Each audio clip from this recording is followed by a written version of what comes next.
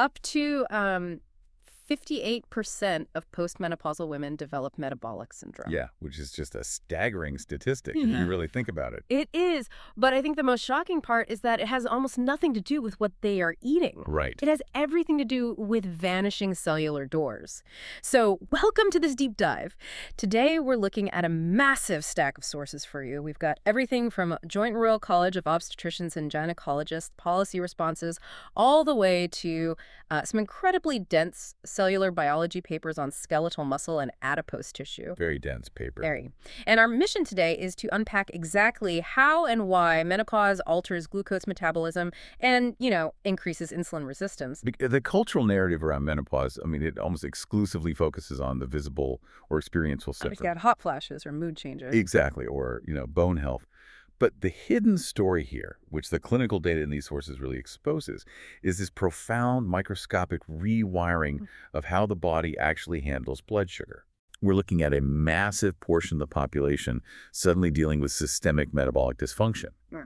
And to understand how to fix it, we really have to look under the hood. So to understand the breakdown, we need to establish the baseline first, right? Because the research points out that before menopause, women actually have massive metabolic advantages compared to men of the exact same age. Oh, absolutely. They show significantly increased insulin sensitivity and much lower rates of type 2 diabetes. Yeah, and that's because during a woman's reproductive years, estrogen, specifically estradiol, functions as this profound metabolic protector. Right. It acts on major organs. We're talking the pancreas, the liver, and especially the skeletal muscles to ensure that fuels are broken down and utilized efficiently. And the skeletal muscle really is the primary engine here, isn't it? It is. I mean, up to 90% of our glucose uptake after a meal happens in our muscle cells. So muscle is effectively this giant sink that just drains excess sugar out of the bloodstream. Let's make this concrete for everyone, because the relationship between estrogen, insulin, and muscle is, well, it's intricate. Very. So if muscle is this massive shipping warehouse taking in 90% of the cargo, insulin is sort of the truck trying to deliver that cargo, the glucose, right? That's a great way to picture it. And then estrogen operates like an automated dispatch system. The sources detail how estrogen actively stimulates the endothelial cells, which are just the cells lining our blood vessels, to dilate and speed up the delivery of those insulin trucks straight to the muscle tissue. Yeah, it's constantly clearing the path for you. Right. And it does even more than that. Estrogen actually modulates the specific genes inside the muscle that are involved in glucose metabolism. Right. But as we know, menopause brings this dramatic, permanent decline in circulating estrogens. So that automated dispatch system basically goes completely offline. Exactly. Which brings us to the actual mechanical failure. Because the sources detail a cellular breakdown involving something called the ER-alpha and GLUT4 pathway, I want to trace exactly what happens when that estrogen signal just stops arriving at the muscle.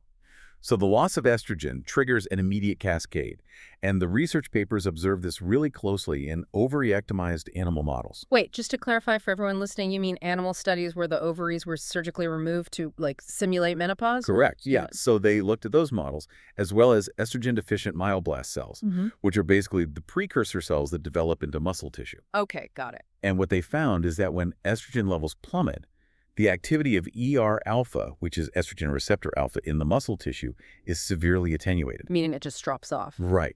And because ER-alpha activity drops, it directly downregulates a vital protein called GLUT4. GLUT4. Yeah, GLUT4 is the glucose transporter. So going back to your warehouse analogy, the GLUT4 proteins are the literal receiving doors on the outside of the building. Hold on, I'm struggling to visualize this part. You're saying the actual transport proteins, the literal doors, they just vanish. Essentially, yes. Where do they go? Do they die or do they just stop responding to the insulin trucks? They actually get trapped inside the cell. Whoa! Really? Yeah. Normally when insulin arrives, there's this trafficking regulator called RAC1. And RAC1 pushes these little vesicles that carry the GLUT4 doors up to the cell membrane so they could open and let the glucose in. Okay. But without estrogen, and without ER-alpha, the GLUT4 proteins stop co-localizing with RAC1. Oh, so the delivery mechanism just fails. Completely. The doors stay stuck deep inside the muscle cell, never reaching the surface. So insulin is out there knocking, but there are physically no doors on the surface of the cell to let the glucose inside. Exactly. And this disruption basically abolishes glucose uptake. It also leads directly to mitochondrial dysfunction inside the muscle Because cells. they're starved. Right. The mitochondria, the powerhouses of the cell, they start taking damage because their fuel supply and their metabolic signaling are entirely cut off. Man. So if the glucose can't get into the muscle because the doors are trapped inside the cell, that sugar is just backing up into the bloodstream, I would assume the pancreas just eventually gives up trying to clear it. Actually, it does the exact opposite at first. Wait, really? Yeah, your pancreas senses this high blood sugar and it just goes into overdrive. It assumes the normal amount of insulin just, wasn't enough to get the job done. No, so it just throws more at the problem. Exactly. It pumps out massive amounts of insulin to try and force open whatever functional doors might be left. And this creates a state of hyperinsulinemia, which is chronically high insulin levels in the blood. Which sounds terrible. It is. Because over time, this constant overproduction exhausts the pancreatic beta cells. It deepens the systemic insulin resistance, and that sets the stage for prediabetes and type 2 diabetes. I mean, that shifts the entire paradigm of how we view blood sugar changes in midlife. It's not just eating too many carbs. It's a literal structural failure at the cellular level. Yeah.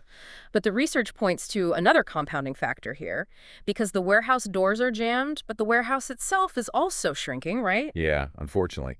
The transition into menopause accelerates sarcopenia, which is the age-related loss of muscle mass. If we look at the timeline across the longitudinal studies in our stack of sources, women going through perimenopause lose about 2.5% of their lean mass. Wow. And in postmenopausal women, that reduction hits 5.7%. That is a huge drop. There is actually a really fascinating study in the stack specifically examining pelvic floor muscle atrophy that highlights this exact mechanism. The localized muscle wasting isn't just about getting older. It is directly driven by systemic estrogen withdrawal. The systemic impact of that is just massive. If your muscle mass shrinks by nearly 6%, you are losing the very cells that are most sensitive to insulin. Yeah. It's a vicious cycle, too, because muscle tissue requires insulin signaling for protein synthesis, right? Like to rebuild and maintain itself. Exactly. So when insulin resistance develops due to the jammed doors we just talked about, that rebuilding signal weakens, muscle protein synthesis declines, and protein breakdown actually accelerates. Your resting metabolic rate simply plummets. So the insulin resistance causes muscle loss, and then the muscle loss worsens the insulin resistance.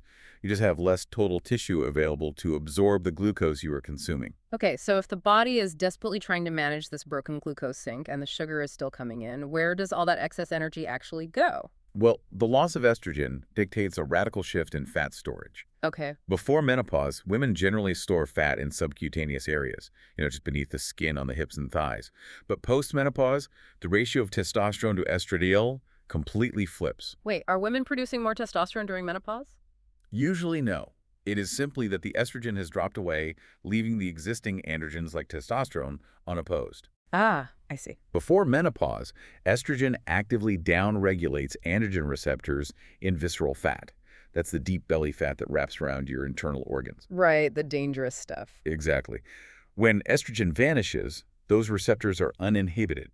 So the visceral fat becomes highly sensitive to the unopposed androgens, which drives fat accumulation directly into the abdominal cavity. So standard subcutaneous weight gain, like in the hips or thighs, is kind of like putting extra boxes in a safe storage unit. It just sits there inertly. Yeah?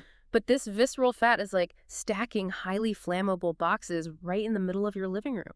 They are an active hazard. That's spot on. Visceral fat is actually a highly metabolically active endocrine organ. It doesn't just store energy, it actively secretes inflammatory cytokines. Like what? The sources specifically list interleukin-6 and tumor necrosis factor alpha, alongside adipokines like leptin and resistin. Okay, so what do those specific inflammatory markers actually do to the body? Well, they drain directly into the portal vein, and that is the major blood vessel leading straight to the liver. Oh, no. Yeah. Once there, these cytokines actively impair insulin signaling in the liver. A healthy liver stops producing its own glucose when you eat a meal because, you already have enough sugar coming in. Right. But an insulin-resistant liver, poisoned by these cytokines, it ignores the signal. It just keeps pumping out new glucose even when your blood sugar is already elevated. So the abdominal fat gain women experience during menopause is literally a self-perpetuating inflammatory engine. It really is. The visceral fat poisons the liver and the muscles, worsening the insulin resistance, which then forces the body to store even more visceral fat. That is brutal. It is, and this internal mechanical chaos eventually manifests in daily physical symptoms. Right. Because the perimenopausal transition isn't an overnight switch. It can last an average of 7 years. And during this time, hormones don't just gently glide downward, they fluctuate wildly. Right. Which brings us to a really complex dynamic in the research known as the progesterone paradox. The progesterone paradox. Okay, we've established that dropping estrogen causes insulin resistance, but the clinical data shows that dropping progesterone actually does the exact opposite. It improves insulin sensitivity. Exactly. Progesterone and estrogen have somewhat competing effects on how the body handles glucose. Interesting. So during perimenopause, a woman might have a month where estrogen drops, but progesterone spikes, or, the other way around. Just a total roller coaster. Total roller coaster. Yeah. Because these hormones are bouncing around, a woman's blood glucose levels can swing completely unpredictably from high to low. Her body might be highly insulin resistant one week and then highly sensitive the next, regardless of what she's actually eating. I mean, for women who already have type 1 or type 2 diabetes, that unpredictability must make managing blood sugar incredibly frustrating. Oh, undoubtedly. And the clinical guidelines from the diabetes organizations in our sources, they flag a major danger here regarding symptom confusion. Yes, this is huge. Because the classic symptoms of menopause, the hot flushes, sudden sweats, mood swings, crushing fatigue, and palpitations, they perfectly mimic the symptoms of hypoglycemia or a dangerous drop in blood sugar. Yeah, this is a highly prevalent issue in primary care. Let's just walk through a common scenario. Okay. A woman might be sitting at her desk and suddenly feel a wave of intense heat, sweating, and shakiness. If she assumes it's a low blood sugar event, she might consume a fast-acting carbohydrate like a muffin or sugary drink to correct it. But if it's actually just a menopausal hot flash driven by a hormonal fluctuation, her blood sugar was likely entirely normal. Exactly. So by eating that muffin, she is forcing a massive glucose spike into a body that we now know has jammed cellular doors and is already dealing with hyperinsulinemia. Right. The pancreas screams, pumps out more insulin, and drives that excess energy straight into those visceral fat stores. And this symptom confusion is exactly why clinical guidance firmly emphasizes that women need to test their blood glucose more frequently during perimenopause, rather than just guessing based on physical sensations. That makes total sense. You cannot manage a broken metabolic system if you are treating the wrong condition. Well, this brings us to the interventions. Because the mission of this deep dive isn't just to map the breakdown, it's to look at how the guidelines suggest women can actually regain control of their metabolic health. Right. And the first step outlined in the joint RCU, FSRH, and British Menopause Society response is proactive diagnostics. They strongly advocate for a life course approach, which includes specific health checks around age 45. So getting ahead of it. Exactly. Waiting for an HbA1c test to show full-blown diabetes is waiting too long. Because HbA1c is a lagging indicator. Yeah, it only goes up after the pancreas has already started failing. So what should doctors be looking for instead? Women need specific blood tests early in perimenopause. Fasting glucose, fasting insulin, and a HOMA-IR test. Let's break down HOMA-IR for a second. Sure. HOMA-IR stands for Homeostatic Model Assessment for Insulin Resistance. It is a specific calculation using your fasting glucose and fasting insulin to see exactly how hard your pancreas is working to keep your blood sugar normal. Okay. You want to catch the hyperinsulinemia while the pancreas is still compensating, not after it burns out. That is such crucial information to have for yourself. And once we have that data, the targeted lifestyle interventions just make so much more sense. They really do. Because looking at the cellular biology of those vanishing GLUT4 doors we talked about, it becomes glaringly obvious why a balanced diet and consistent exercise are not just like generic health advice. They are targeted medical interventions to preserve that muscle sync. Exercise is critical here because muscle contractions directly stimulate glucose uptake, independent of insulin. Wait, independent of insulin? Yes. When you lift heavy weights or engage in vigorous exercise, the muscle cells actually force those GLUT4 doors to the surface without needing the insulin key or the estrogen dispatch system. Oh, wow. So you just bypass the broken machinery entirely. Exactly. You are literally forcing the doors open from the inside. That is incredible. But the sources do acknowledge that for many women, lifestyle alone just isn't enough to bridge the gap left by the severe loss of hormones. Right. And that leads directly to the clinical data on hormone replacement therapy, or HRT. And it's critical we step back here for a second. We're looking at a massive stack of clinical trials today, and our goal is just to extract what the data says about HRT and metabolism. Impartially. Impartially, yes.